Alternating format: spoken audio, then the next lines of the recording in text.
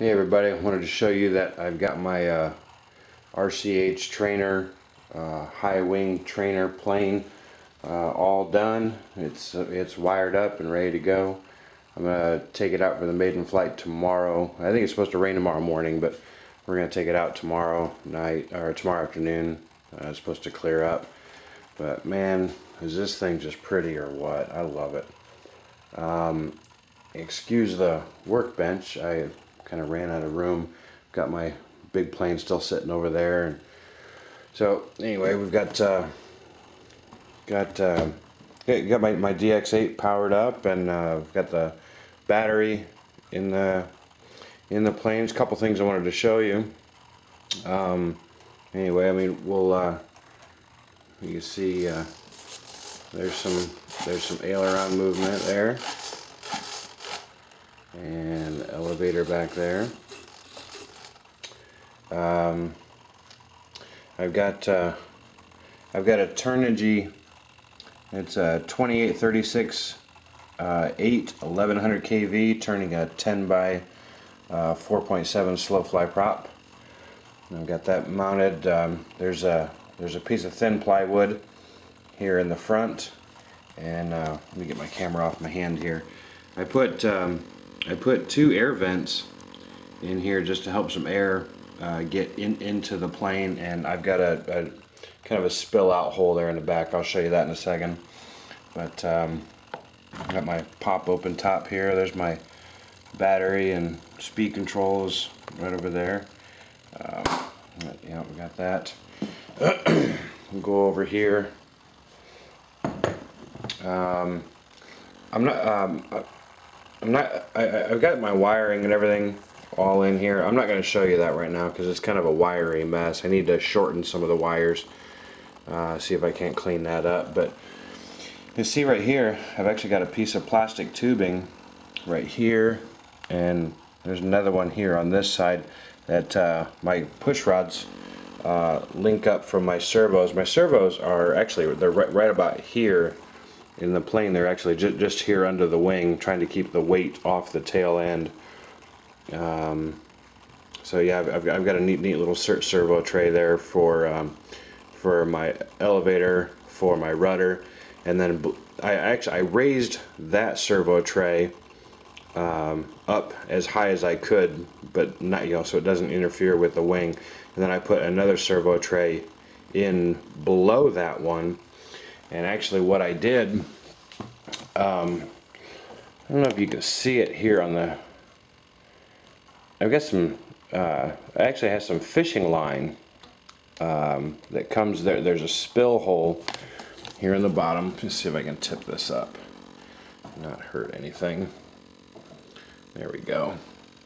See, I cut a hole right there, and where the air comes in through the front, it should spill out a little bit, through there. But that hole also allows me. Yeah, I think you can see the fishing line.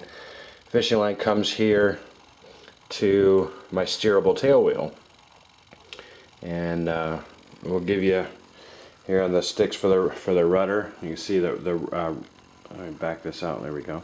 You get the rudder to move,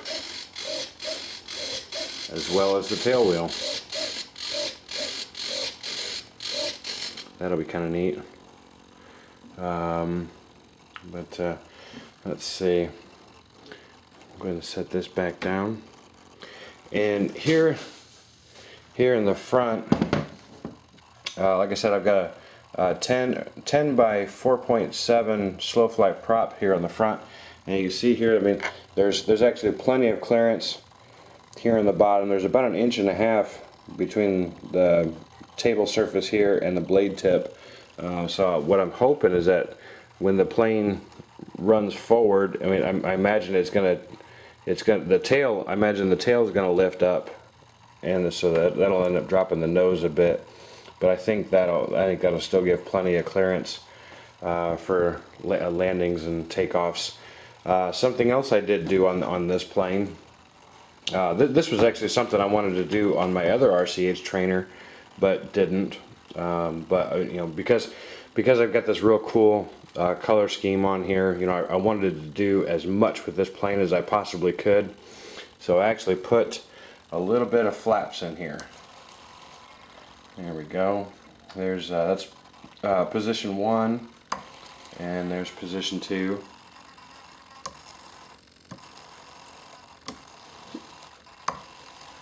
There we go. And I've got some elevator movement, some down elevator movement mixed in with the flaps. When the flaps go down, the elevator will go down just a little bit. I don't have that set in, probably not set in its, final position, because I really need to take the plane out and, actually try the flaps out and, get everything dialed in. But what I'm really hoping to do is to be able to have this RCH trainer, kind of like a stall plane, the short takeoff and landing.